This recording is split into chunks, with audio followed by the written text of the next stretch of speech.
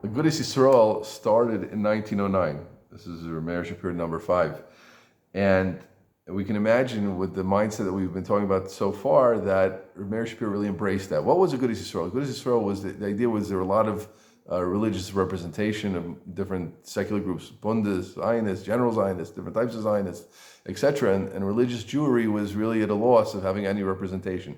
So the step was taken, led by, I think, the Ger Rebbe and the Chavetz Chaim and I think the Belzer Rebbe, but other Gedolim, and again, Rav Meir Shapiro is younger right now, right? The Gedolei Ador of that generation in 1920, the Chavetz Chaim is a very old man, and Chaim Ozer was very, very strong then, and Rav Meir Shapiro is still in his 20s and 30s, right? But so they founded Agudas Yisrael, but there were those who were very against Agudas Yisrael. The Samar Rav and the Munkach, the whole Hungarian Hasidus was against it. Munkach Rav even said sharp things about it, which I won't say in this context. Someone can ask me in private.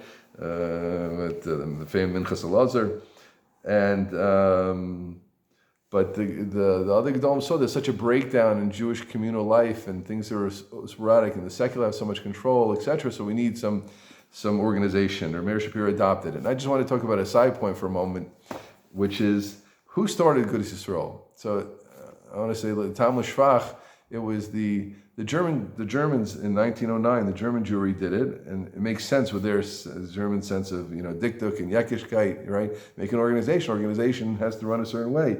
So it could be it's not for naught that they did it. Their organization, order, and puts it on, and united action was something that German Jewry was more used to than Polish Jewry or Lithuanian Jewry, etc.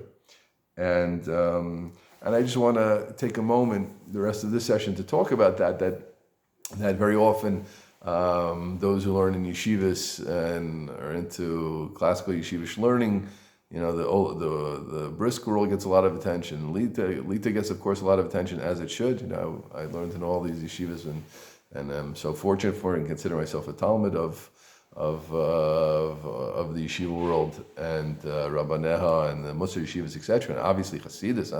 Hasidus is, no one needs to give us Shavach for Hasidus, but think, what did the German world, what's their contribution? Okay, you read a book by Rav Hirsch. Rav Hirsch gets mentioned quite a bit as a tzaddik and a gaon, as he does, but generally, so maybe it was a limited thing. Rav Hirsch, and he was extremely successful in Frankfurt am Main and all that he did. But if you think about it, the Germans are the ones who gave us Agudas Yisrael. It was their idea. The head of Agudah for decades was someone named Moreno Yaakov Rosenheim, who was a German. And not only that, listen to this.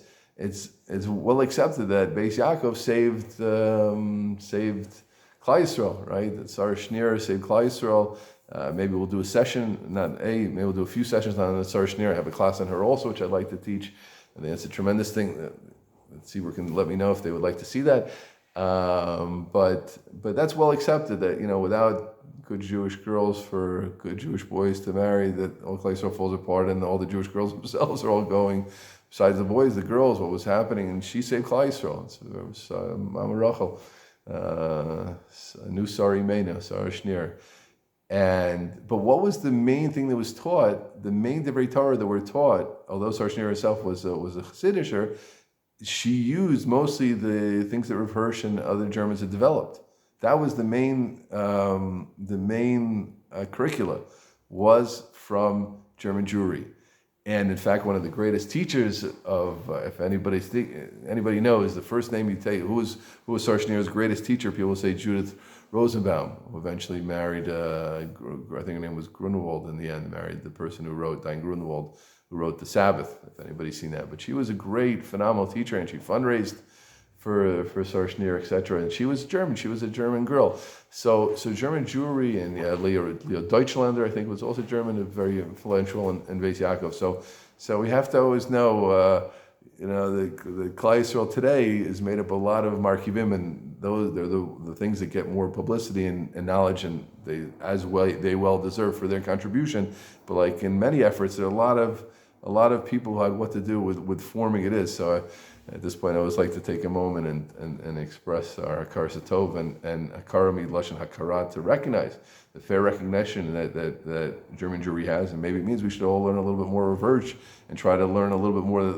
I'm just pointing out two lessons which I happen to put together, b'siyata d'shmaya over the years, and I'm sure there are many, many other lessons that from German Jewry we can take out and learn from and build ourselves with.